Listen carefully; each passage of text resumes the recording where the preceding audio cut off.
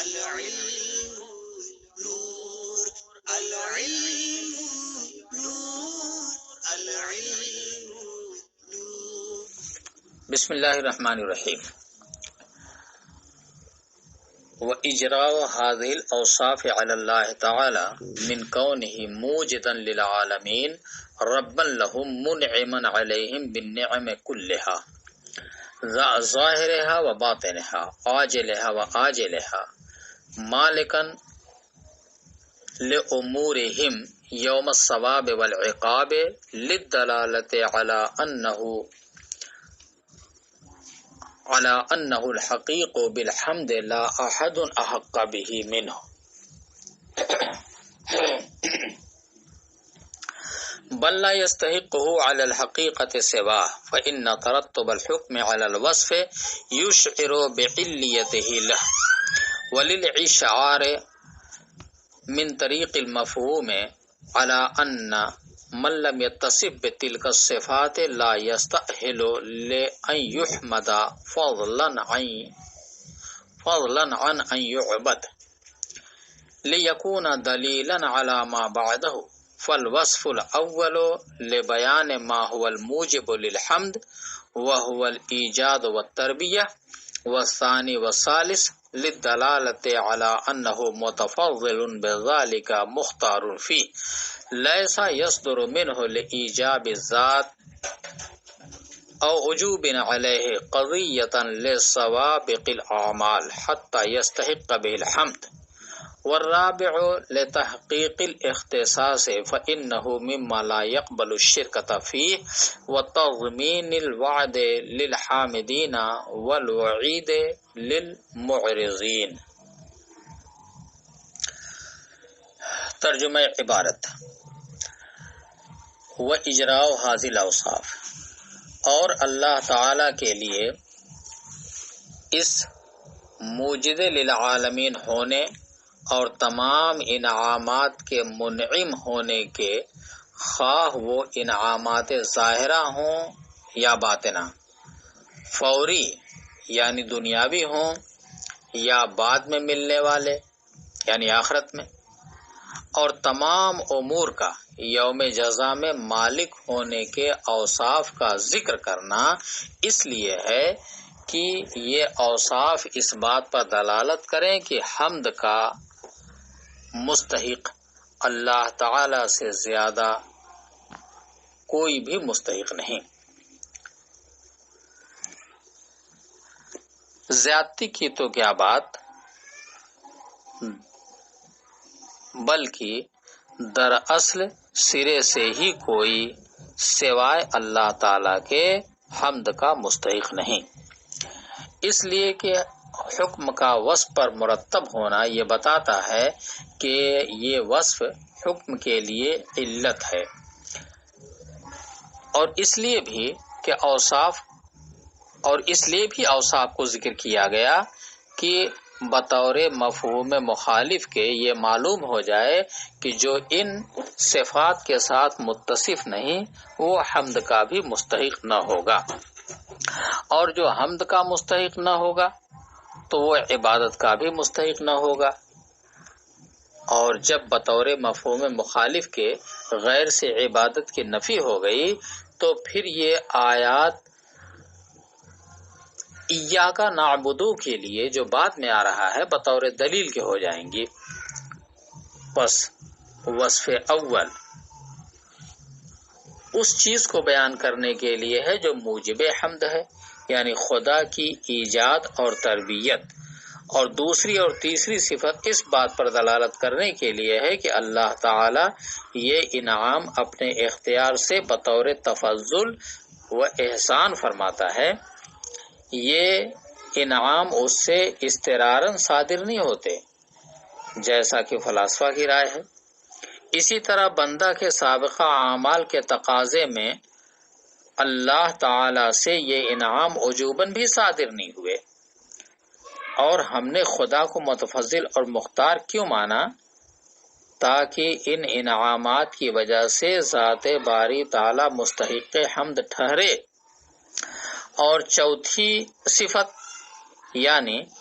مالک یوم الدین ذات باری کے ساتھ اختصاص حمد کو ثابت کرنے کے لیے ہے، کیونکہ یوم جزا کی بادشاہت ان چیزوں میں سے ہے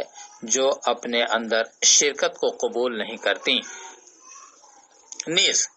یہ صفت اس لیے بھی ذکر کی گئی تاکہ اس کے ضمن میں حامدین کے لیے ثواب کا وعدہ اور حمد سے اعراض کرنے والوں کے لیے عذاب کی وعید ہو جائے۔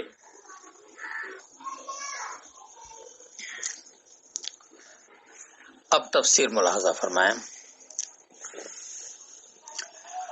وَإِجْرَاءُ هَذِهِ الْأَوْصَافِ، یہاں سے اللہ تعالی کے اوصاف اربعہ کو ذکر کرنے کی وجہ بیان کر رہے ہیں۔ پہلا وصف تو رب العالمین ہے۔ چار اوصاف بیان ہوئے جن میں پہلا وصف رب العالمین ہے،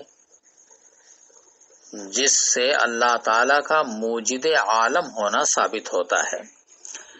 اس طور پر کہ تربیت کہتے ہیں توابع وجود بخش کر کسی چیز کو کمال تک پہنچانا۔ یہ توابع وجود کیا ہے؟ توابع وجود کے معنی یہ ہیں کہ وجود کے بعد جو چیزیں لازمی ہیں اور جو ذات توابع وجود بخشتی ہیں وہ اصل وجود بھی بخشے گی، کیونکہ توابع کا درجہ وجود کے بعد ہے۔ پس جب اللہ تبارک و تعالی سارے عالم کو کمال تک پہنچانے والا ہے تو اس کے معنی یہ ہیں کہ وہ سارے عالم کو وجود بخشنے والا، ان کو پیدا فرمانے والا بھی ہے۔ لہذا رب العالمین سے موجد عالمین ہونا ثابت ہو گیا۔ اور دوسری صفت رحمان، تیسری صفت الرحیم۔ تو رحمان اور رحیم سے یہ ثابت ہوا کہ وہ تمام انعامات کرنے والا ہے، خواہ وہ انعامات ظاہر سے تعلق رکھتے ہوں یا باطن سے، اور فوری ہوں یا بعد میں ملنے والے ہوں۔ فوری ہونے سے مراد وہ انعامات دنیا سے تعلق رکھتے ہوں، دنیا میں ملنے والے ہوں یا آخرت میں ملنے والے ہوں۔ اور چوتھی صفت مالک یوم الدین ہے۔ مالک یوم الدین سے یہ ثابت ہوا کہ اللہ تبارک و تعالی سارے عالم کے امور کا مالک ہے۔ بہرحال یہ چار اوصاف ہیں۔ ان چاروں اوصاف کے ذکر کرنے کی وجہ یہ ہے کہ یہ اپنے منطوق کے اعتبار سے اس بات پر دلالت کرتے ہیں کہ صرف اللہ ہی مستحق حمد ہے، اس سے زیادہ کوئی حقدار نہیں۔ قاضی صاحب رحمۃ اللہ علیہ نے یہ بات بطور قصر قلب کے کہی ہے۔ اس کے معنی یہ ہیں کہ ان لوگوں پر رد کرنا چاہتے ہیں جو لوگ غیر باری تعالیٰ کو مستحق حمد سمجھتے ہیں، اور قصر قلب اس لیے ہے کہ قاضی صاحب نے لا احد کا لفظ استعمال کیا ہے جو لا غیر کے معنی میں ہے،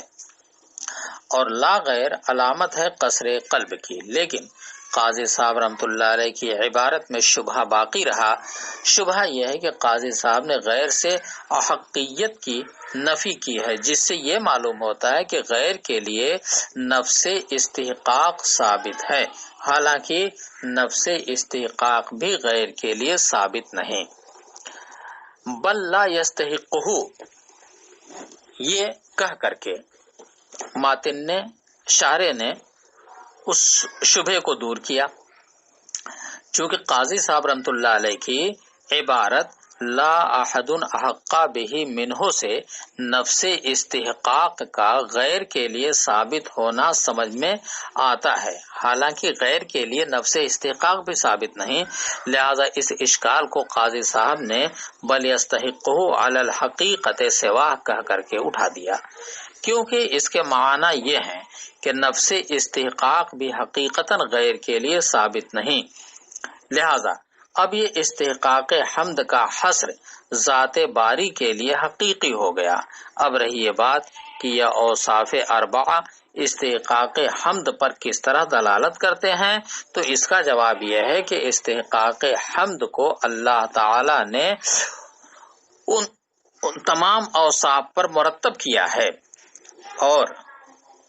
ترتب حکم علی الوصف تقاضا کرتا ہے اس بات کا کہ وصف علت ہو حکم کے لیے، پس ان تمام اوصاف کا مجموعہ علت ہوگا استحقاق حمد کے لیے، اور غیر کے اندر ان تمام اوصاف میں سے ایک بھی فرد نہیں پایا جاتا، چہ جائے کہ جمیع اوصاف پائے جائیں، اور جب غیر کے اندر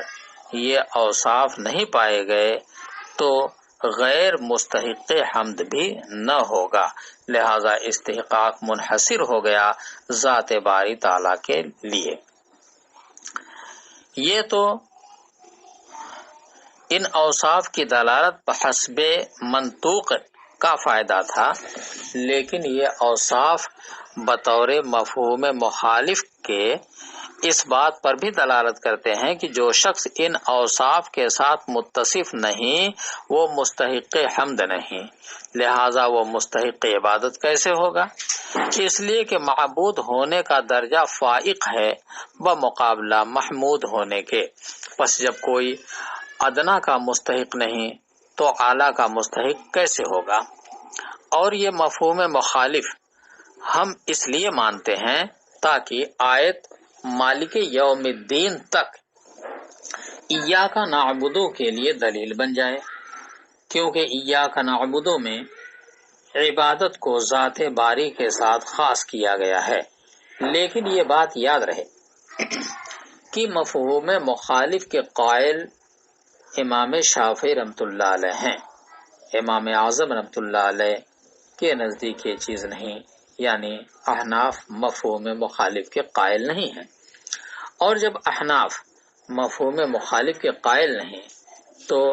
ان پر اشکال وارد ہوگا۔ اشکال یہ ہوگا کہ احناف جب آپ حضرات مفہوم مخالف کے قائل نہیں تو پھر آپ اس آیت سے غیر کے لیے استحقاق حمد کی نفی کیسے کرتے ہیں؟ آیت کے اندر تو صرف ذات باری کے لیے استحقاق حمد کو ثابت کیا گیا ہے۔ تو اس کا جواب یہ ہے کہ احناف کا استحقاق حمد کی نفی غیر سے کرنا اس لیے ہے کہ وہ ان اوصاف کو بمنزلہ علت قرار دیتے ہیں، اور انتفاع علت سے انتفاع معلول ہو جاتا ہے، پس جب غیر کے اندر علت نہیں پائی گئی تو معلول یعنی استحقاق حمد بھی غیر کے اندر نہیں پایا جائے گا، اس لیے نہیں کہ وہ مفہوم مخالف کے قائل ہیں۔ فالوصف الاول، ان اوصاف کا اجمالی فائدہ بیان کرنے کے بعد اب تفصیل کر رہے ہیں،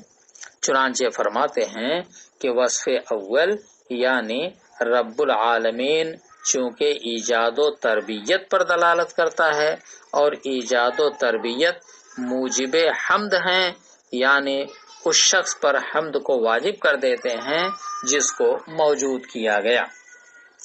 تو رب العالمین موجب حمد کو بیان کرنے کے لیے ہے، اور رحمان اور رحیم اس بات پر دلالت کرتے ہیں کہ اللہ تعالیٰ انعام وغیرہ کرنے میں فاعل مختار ہے، بطور تفضل و احسان کے انعام کرتا ہے، مختار کہہ کر معتزلہ کا اور فلاسفہ کا رد کیا ہے، کیونکہ فلاسفہ ذات باری کو مضطر اور مجبور مانتے ہیں، گویا انعام کرنے میں ذات باری تعالیٰ مجبور ہے، اور یہی معنی ہے ایجاب بالذات کے، اور معتزلہ کہتے ہیں کہ اللہ تعالیٰ پر یوم آخرت میں صالحین پر انعام کرنا اور ثواب دینا ان کے سابقہ اعمال کے تقاضا کو پورا کرنے کے لیے واجب ہے، لیکن اہل سنت و جماعت کے نزدیک باری تعالیٰ ہر چیز کا مختار ہے، مجبور نہیں۔ اگر اللہ تبارک و تعالی سب کو جہنم میں ڈال دے تو یہ عین عدل ہے، اور اگر جنت میں داخل کر دے تو یہ عین فضل ہے، وہ مستر اور اس پر کوئی چیز واجب نہیں ہے، کیونکہ اگر اس کو مستر یا اس پر کوئی چیز واجب کرتے ہیں تو جس طرح مستر اور واجب کو ادا کرنے والا مستحق حمد نہیں ہوتا، اسی طرح ذات باری بھی مستحق حمد نہ ہوگا، حالانکہ ہے، اور جب وہ مستحق حمد ہے تو اللہ تعالی کو